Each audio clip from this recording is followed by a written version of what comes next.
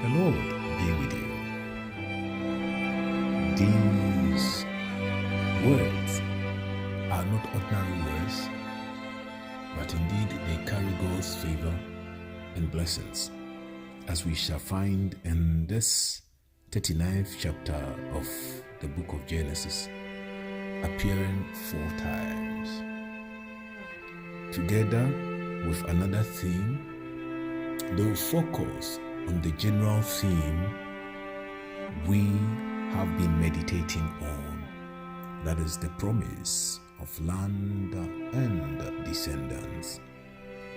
Our God, in His unilateral covenant, pronounces blessings, declares He Himself to be with those He has chosen by hand.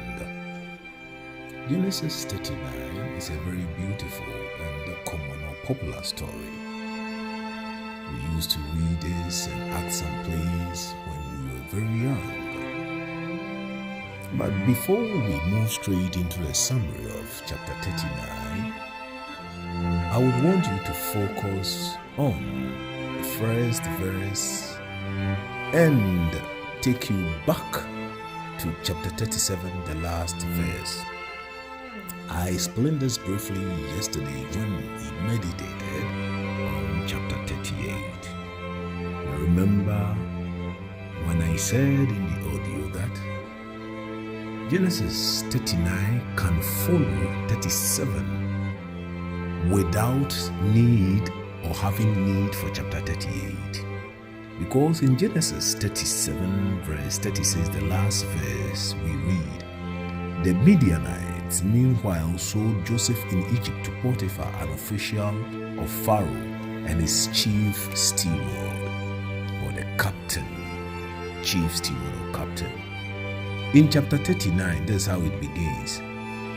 I'm taking the last verse of chapter 37 again. 37:36, Genesis 37:36. The Midianites meanwhile sold Joseph in Egypt to Potiphar, an official of Pharaoh, and his chief steward, the chief steward. Then 39 verse 1. When Joseph was taken down to Egypt, an Egyptian Potiphar, an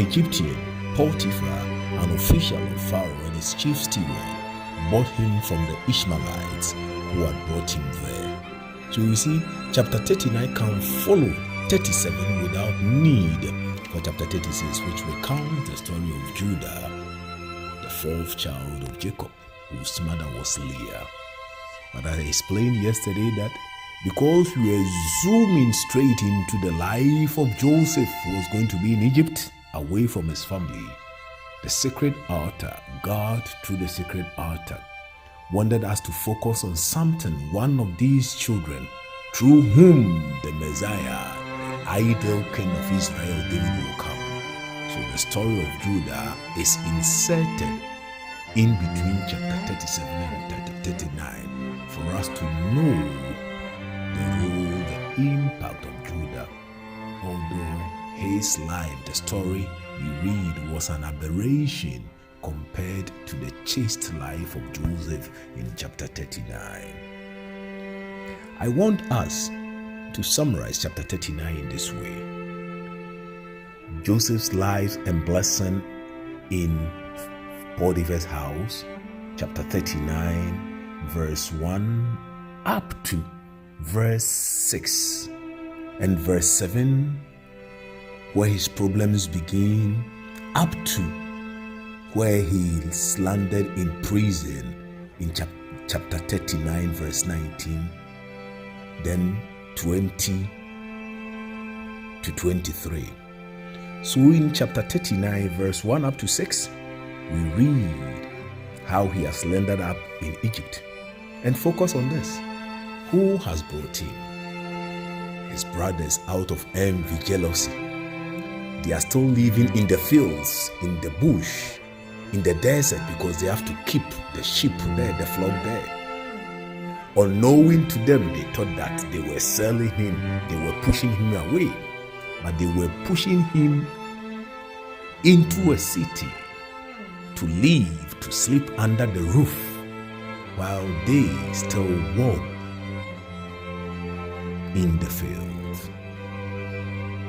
They are still walking in the fields, and Joseph is walking under the roof. They are still under the heat of the sun when Joseph is under the covering, the protection of God through Potiphar. Those who are selling you into captivity think they are disgracing you, but whilst they keep walking in the heat of the sun with all their struggles, their desired scheme to destroy you rather brings you under the protective roof. That is the first thing I want you to pay attention to. Then, moving from there, we look at two main issues that show light on our general theme of the land and the descendants. In chapter 39, verse 5, we read how, because of the blessings of God on Joseph, Potiphar, the steward of Pharaoh, is blessed within and without, in his home and outside. So we are told that Potiphar had land and descendants. He was blessed. In fact, some translations will put it that way. Let me read for you Genesis chapter 39, verse 5. The Lord's blessing was on everything he owned, both inside the house and out. Then listen to the Good News Bible, which puts the translation in simple English so that everybody can understand. Genesis 39, verse 5. So Joseph pleased his master, who made him overseer of his house and all that he owned. From the time he put him in charge of his household and all his possessions, God blessed the Egyptian's house because of Joseph. He blessed all that the Egyptian owned, his household and his land, his descendants and his land. He blessed him, his descendants and his land. So the first element is 4 times or on 4 occasions we read how God is with Joseph even in a strange land. While his brothers are still in the fields keeping watch of sheep, he is in a developed place, Egypt, under a roof, no more under the vagaries of the weather, but under the roof. They are sleeping outside, he's sleeping under a roof. The Lord is with him. And secondly, the promises and blessings that Potiphar received because of the presence of Joseph. Now quickly, let's move to his first problem. The master's wife has kept watch of Joseph all those while that he was there. He yearned for an opportunity, and that occasion came. When you read chapter 39, verse 11, he says, one such day when Joseph came into the house to do his normal work, not a single of the men who worked in the house was there. Not a single. It's strange that in such a house, on that day, not a single of the men were there. I'm telling you, it's strange, because when the woman later called them, they came. So where were these men that when the struggle, the conversation between Joseph and this woman went on, they didn't hear, but rather they heard the woman when he called to them. In fact, in lying to the husband, we will come to realize that had these guys not been away, or had these guys been away as he really said, they wouldn't have heard any voice, because he told the husband that it was when she screamed that Joseph went out or ran away, which was not true. I read chapter 39, verse 15. He said, when he heard me scream, he left his cloak beside me and escaped. But when you read chapter 39, verse 11, we are told that it is the woman rather who called those servants who were not in. So if these servants were not in when Joseph arrived, where were they that they heard the woman's voice and came in? It's either this woman schemed with these guys to hang around to lurk to see what he was coming to do, or that, as we come to see, the woman was lying. That is the first problem or challenge, temptation, trial of Joseph under that roof. Oh, somebody say, oh yes, but you are saying that his brothers are in the heat of the sun. They are still keeping watch of the flock while he is under the roof. So if I'll be found under the roof and my problems will be similar to Joseph, then I will better walk in the shade, in the sun, in the vagaries, be exposed to the vagaries of the weather. No, pay attention, because our prayer team today is going to be a hand to nurse us as seeds are nursed in the nursery. As a seed is kept in the soil, it has to struggle with termites, worms before it can germinate. So yes, indeed, Joseph goes through these challenges like a seed, but he is going to germinate. He is going to come out. Then verse 19 to 23, he is seized and put in jail, where the king's prisoners were confined. Again, for the second time, even in prison, he is not thrown into the ordinary prison, but he is sent to the king's prison because the Lord was with him. Genesis 39:21.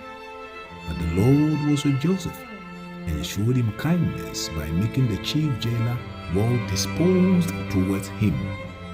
The chief jailer put Joseph in charge of all the prisoners in the jail. So that is it. Friends, that is Genesis 39 for us. We need a hand to nurse us like seeds. And I want to assure you,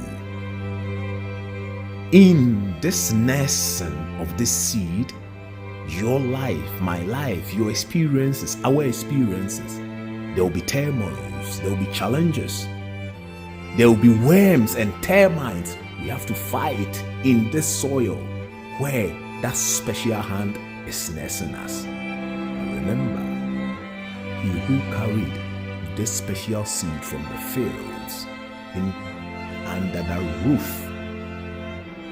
was with Joseph. He never allowed the termites, the worms, to destroy that seed till it sprang out and became the tree he himself desired. Pray as we reflect prayerfully on chapter 39. This blessed hands, these holy hands, these protective hands will nurse you as a special seed under a special roof, protecting you from the vagaries, protecting you from the spiritual termites and worms until you spring out for his own glory. Amen.